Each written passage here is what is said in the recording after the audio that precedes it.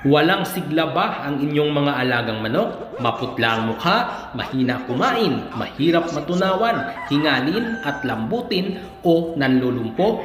B-complex deficiency yan. Kulang sa B-complex ang alaga nyo. Paano o saan nakukuha ang ganitong problema? Kulang po sa sustansya ang ating ipinapakain. Paraan para makaiwas sa ganitong problema: magbigay ng prutas paminsan-minsan. Napakarami po ng saging sa ating palibot o sa ating paligid ng ating farm. Pwede po natin ibigay yan sa ating mga alaga kapag ito ay hinog na. Kung kayo naman po ay nakaluwag-luwag, magbigay po tayo ng mansanas at pumili po tayo ng magandang patuka at magbigay po tayo ng B-complex supplement linggo-linggo. At ang paraan ng paggamit nito, kung pang maintenance, 1 tablet per week po, pero kung pang conditioning para po sa ating mga panlaro na tandang, 1 tablet every other day po ang ating ibibigay.